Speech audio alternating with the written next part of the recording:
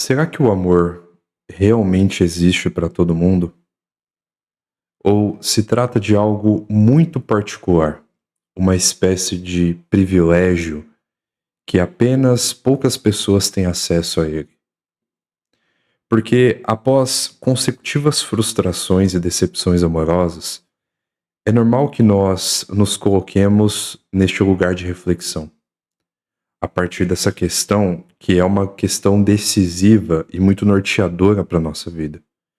Porque você viver ao lado de alguém é completamente diferente de você viver apenas com a sua própria presença. As expectativas, o planejamento financeiro, a rotina, ela muda totalmente. E muitas pessoas chegam no consultório sob esse estado de dúvida, querendo colocar um fim nessa questão, querendo saber se, a partir daquele momento, ela viverá nutrindo uma certa expectativa de encontrar alguém, ou se ela vai, de certa forma, compreender e aceitar que talvez ela esteja destinada a viver sozinha.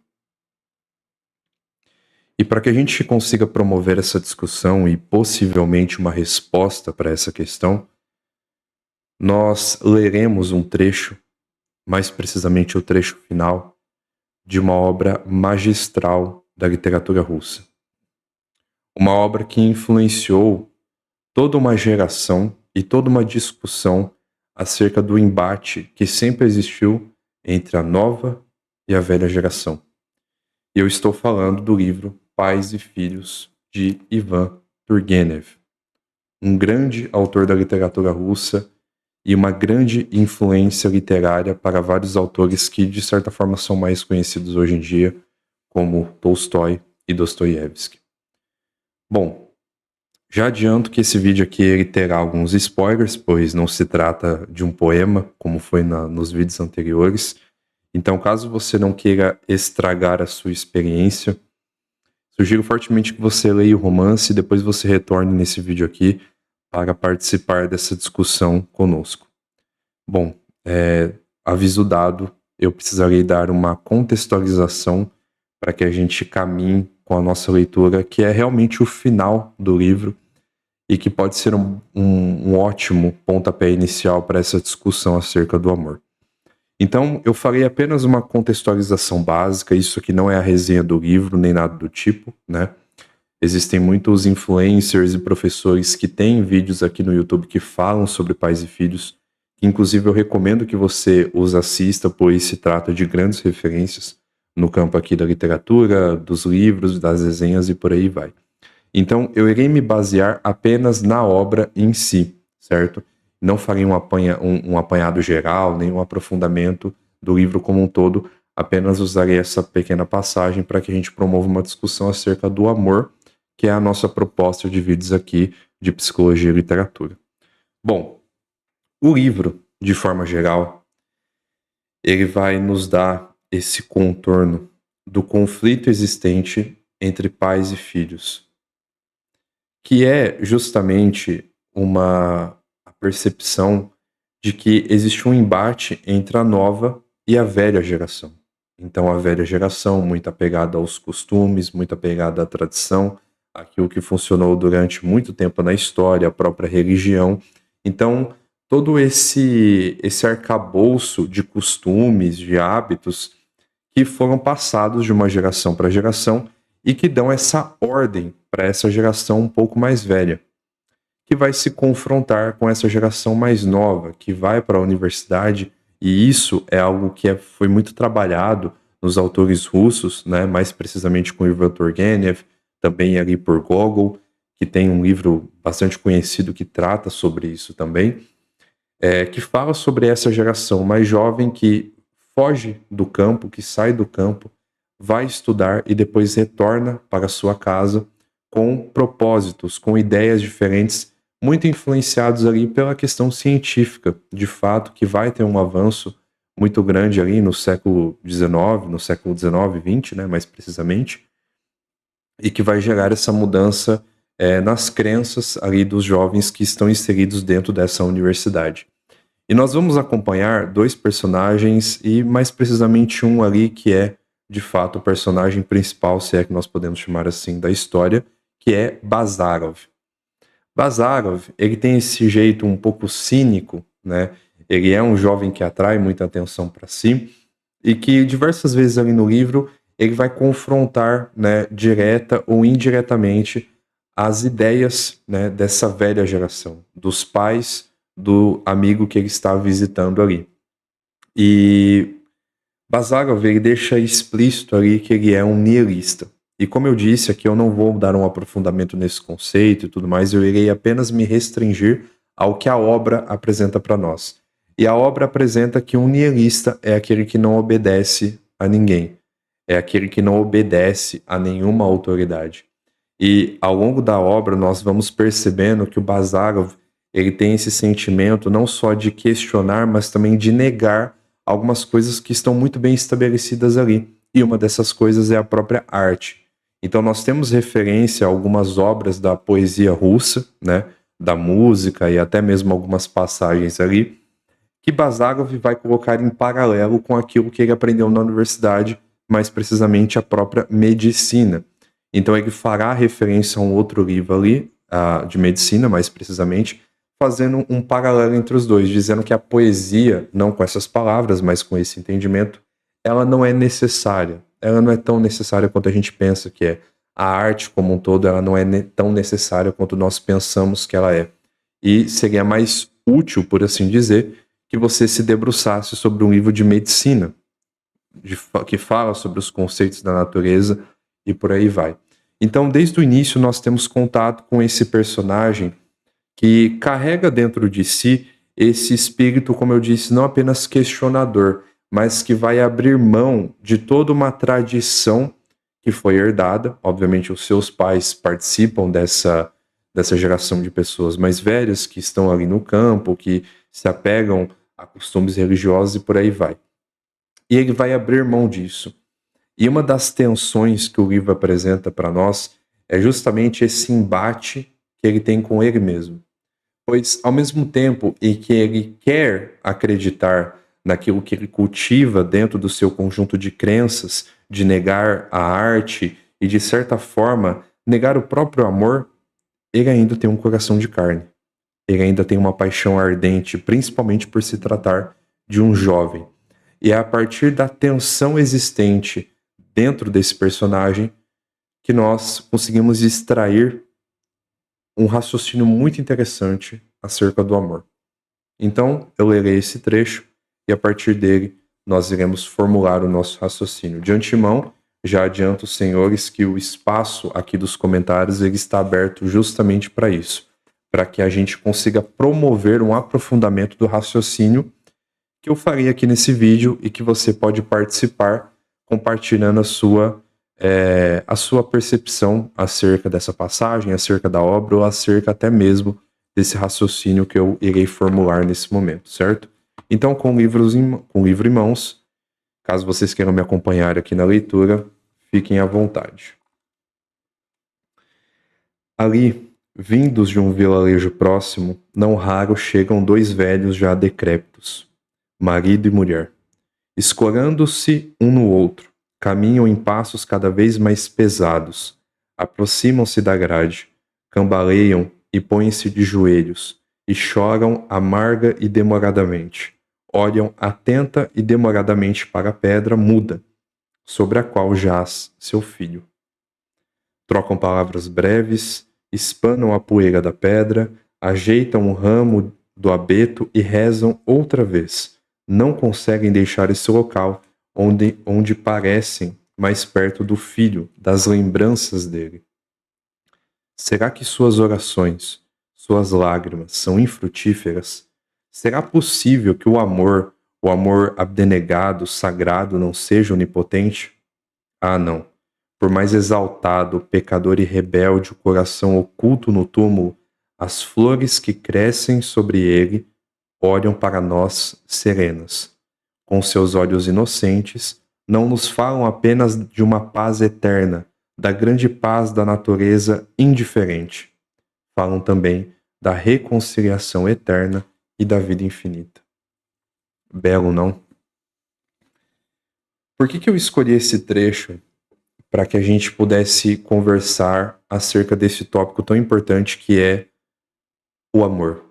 E mais precisamente, a grande dúvida que surge na cabeça de muitas pessoas de que o amor é universal, algo que todos podem ter, todos podem tocar, ou é algo restringido, algo exclusivo, algo muito particular para algumas pessoas. Se você está acompanhando a nossa série de vídeos aqui, você vai se recordar que logo no primeiro vídeo, onde eu apresento, eu faço, de certa forma, uma exposição dessa minha ideia, eu digo que, na minha opinião particular, a literatura é uma espécie de exercício de humildade.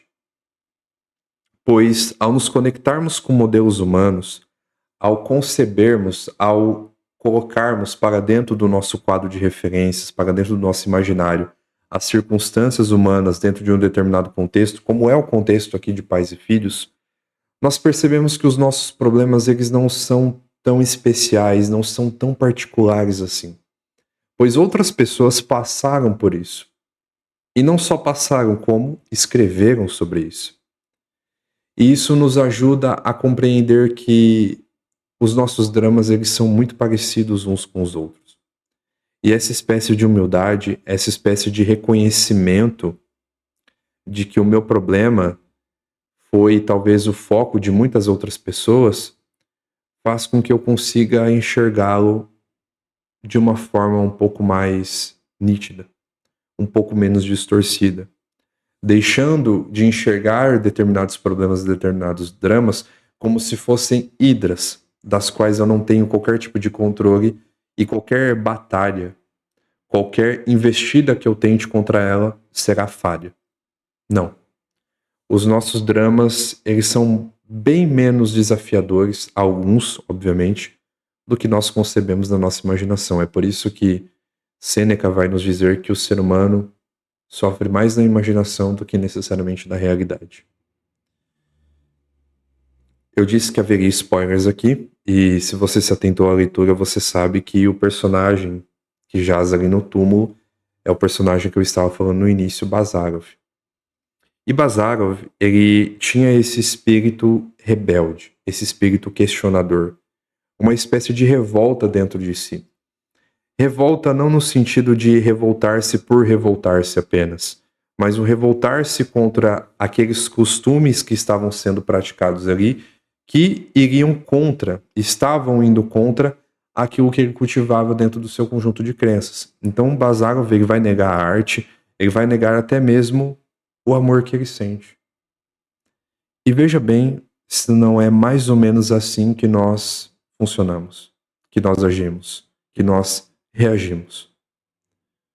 Todos nós temos acesso ao amor. Mas parece que quando nós não conseguimos tocar nessa espécie de reciprocidade, nós nos questionamos, será que o amor realmente existe? Será que o amor realmente é para mim?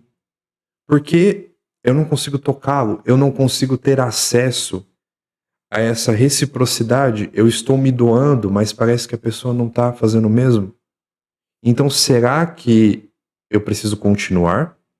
Ou aceitar que eu não posso mais tocar nesse amor recíproco? Nesse amor que se doa para mim da mesma forma que eu me dou para ele. E tem um exercício que eu sempre gosto de passar para os meus pacientes, que é o seguinte: ao ir para a missa, ao ir para a igreja, ao ir para o seu trabalho, ou apenas ir para o mundo, comece a notar o comportamento das pessoas. Provavelmente o que você vai ver numa missa, em uma igreja, em um culto, são filhos, são crianças, que em determinado momento vão demonstrar afeto pelos pais. E muitas vezes os pais vão retribuir, os pais vão ali ser o pontapé inicial para essa demonstração afetiva. Seja um olhar, um beijo, um abraço, um carinho nas costas, com a mão sobre o banco. Se você observar bem, as sutilezas do comportamento de uma criança numa escola e de um professor, o que você vai observar? Você vai observar uma espécie de carinho que o aluno tem, seja através do silêncio que ele faz para ouvir o professor, seja um gesto simbólico ali, através de um presente, através de um desenho, através de um elogio. Muitas vezes o que você vai ver é a demonstração de afeto de um professor pelo seu aluno através de um conselho que ele dá, através de um acolhimento que ele dá para aquele aluno, para aquela aluna que está chorando, ou o próprio empenho que o professor colocou na noite anterior, quando ele estava preparando a aula. O que você vai ver no mercado, no comércio, é praticamente a mesma coisa. É o comerciante, é o empacotador, é o caminhoneiro, é o motorista, que se empenha naquele trabalho, pois ele sabe que aquilo dará o sustento da sua família.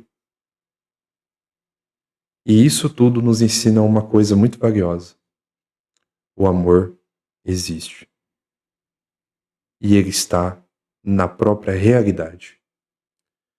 Muitas vezes, uma armadilha que nós podemos cometer não é só de acreditar, ou melhor, reduzir o amor a essa reciprocidade que nós não recebemos, mas acreditar que nós podemos buscar todo o amor que é necessário a nós dentro de nós mesmos, como uma espécie de Narciso que olha para o reflexo de si na água e busca aquele reflexo com todo empenho, até chegar no fundo e perceber que tudo o que ele perseguiu ali era sombra, era um reflexo. E aí ele já não consegue chegar à superfície e ele se engasga com ele mesmo. E é mais ou menos assim que nós agimos quando nós estamos decepcionados, frustrados.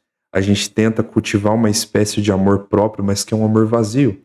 E veja bem, eu não estou dizendo que o amar-se a si mesmo é errado. Não.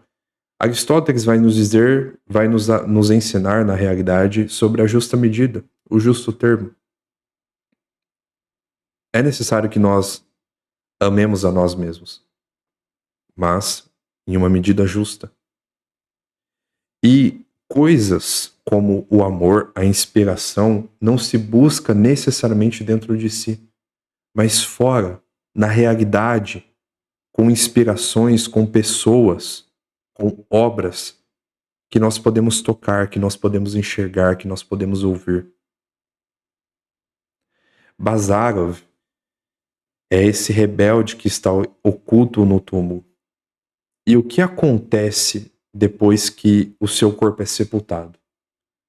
O mesmo que acontece com aquele corpo de um jovem amoroso, carinhoso, de um jovem crente ou de um jovem descrente. As flores crescem, simbolizando a indiferença que a natureza tem para com a nossa crença no amor. E é neste mesmo túmulo que um casal que sente amor por si mesmos e pelo filho, eles se debruçam, choram e rezam e buscam força um no outro. Essa passagem é uma espécie de recado para nós.